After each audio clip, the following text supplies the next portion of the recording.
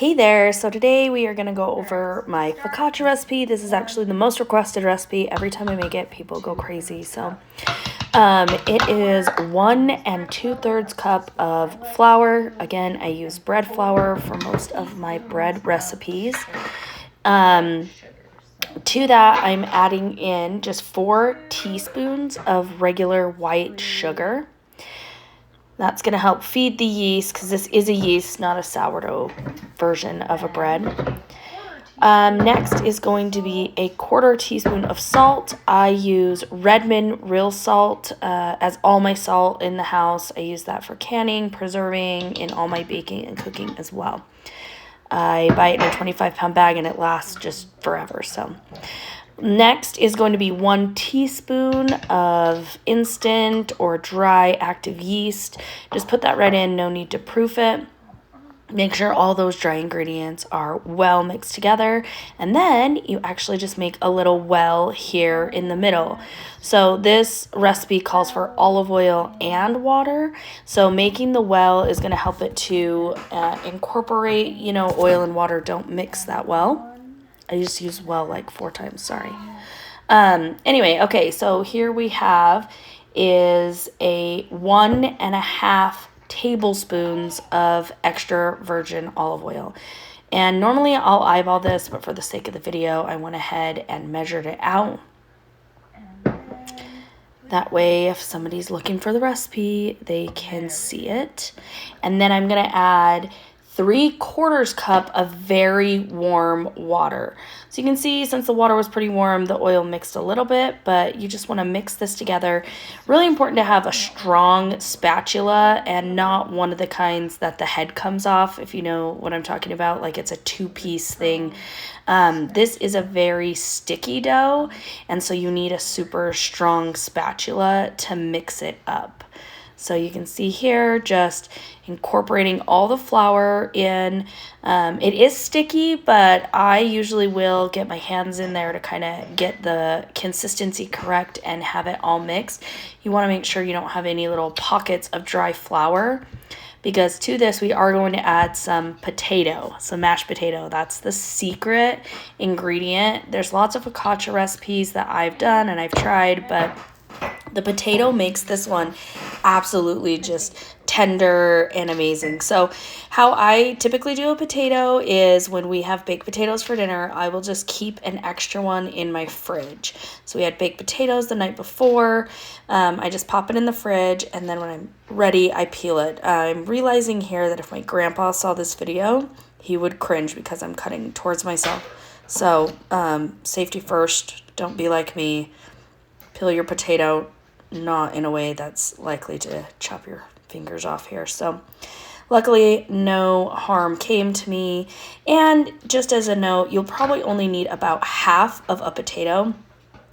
This is a potato ricer. It makes everything really fine, but you can see before I got this potato ricer, I would just use a colander, a mesh strainer like the one I showed, and press the potato through that using a spoon or the little spatula that I used before. So I went ahead and used this potato ricer to rice out the potato. You only need half a cup after it is riced. So I probably didn't need to put a whole potato in here. And looking back at this, I really should work on my upper body strength because it was very tough to get the whole potato through.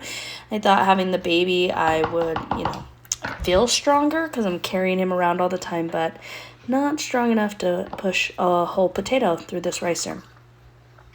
That's a whole nother story. But anyway, once I got about half a cup here, you can see I measure it in.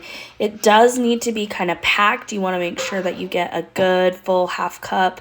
This is a 1 cup measurement, so you'll see it's not completely full here, but I make sure it's to the half cup. So we're just going to add that into the dough and mix it in really well. You definitely want to make sure you don't end up with just a pocket of potato in your dough. So this is important, and it is, like I said, a thick, sticky dough. It's going to take a couple of minutes. You could do this in a stand mixer if you wanted to. That would make it go a lot quicker. You could use a bread hook, but you will still need to make sure that you don't end up with just like a whole bunch of mashed potato in the middle of the dough. So you'll have to stop the stand mixer and make sure that you're mixing it in completely. I like to scrape down the sides here, and this just ensures that everything is evenly mixed. And I don't know, there is something about mixing the dough by hand that I love with all the different types of doughs that I do. But this focaccia does require a couple of raises. So this is the first. Once everything's incorporated, you just cover it, and then you're going to let it sit for about 30 minutes. After 30 minutes, I'm going to go ahead and add 2 teaspoons of olive oil, and I just want to work that into the dough. So you can do that by just kind of pulling the sides into the middle and squishing the olive oil in. It's really important just to incorporate it really well. This does 2 things. One, we're adding more olive oil to the dough, but it's also deflating the dough a little bit. Getting that really airy texture is achieved by the multiple raises on this dough. So you can see it is a little oilier now, but it's still a fairly sticky dough, nothing like my sourdough or even my pizza dough, which pretty much immediately are not super sticky. So just incorporate all of the oil into this dough, and then we're going to go ahead and put it back in the bowl, cover it again, and let it go for another 30 minutes or until it increases in volume by about 50% or so. All right. Now, the next step is going to be getting the pan prepared. So I am using an 11 by 7 Pyrex glass pan here. To that, I am just adding 2 tablespoons of olive oil. That sounds like a lot, but olive oil is going to really help it get a crust on the outside, which is what you want for your focaccia. So I just measure that here into the dish. I also am preheating my oven. It depends on how long it takes your oven to preheat. You want to make sure that it's been heated for at least 15 minutes before you go to put the dough in. But this, once you get the dough into the pan, the last raise is 40 minutes or so. So if you have an oven that heats up really quickly, I wouldn't recommend preheating at this point, but just be aware you want it to heat at least 15 minutes before you're going to put the dough in. So watch the time on that.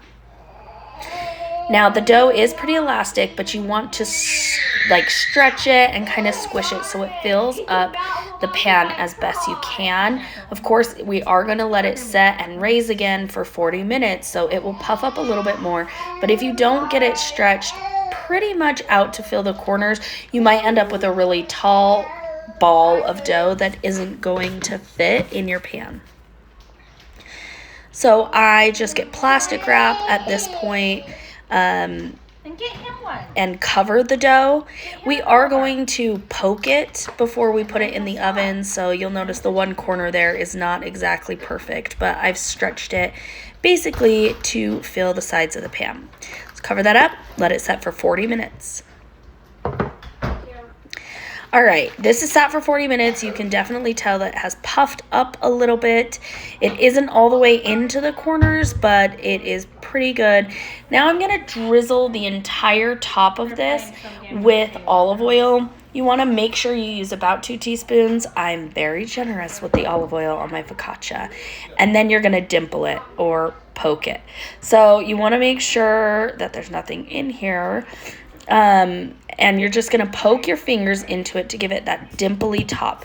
This does a couple of things. It's going to deflate the dough again, but it's going to create all these little pockets for flavors. So I am doing Herbs de Provence on this one, but you can do so many different things. I love garlic and rosemary. You can do tomatoes or olives with a little sprinkle of oregano. I'm using Trader Joe's Herbs de Provence and some flaky sea salt, but those little pockets are going to hold in whatever you decide to use for the flavor. So again, just a generous sprinkle over the top of whatever flavors you want to do. The olive oil is about the only thing that you want to do. Oh, and the salt. You definitely want to make sure that you put some salt on the top as well.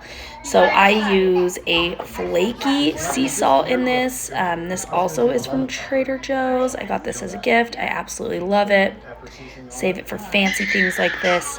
You could just sprinkle this with like the Redmond real salt too, but generous with the salt there on the top. Okay, next it goes into the oven, and this is the finished product. I put it in the oven for about 30 minutes, and when it comes out, we like to dip ours in a little bit of olive oil and balsamic vinegar. So I will include the recipe in the comments below.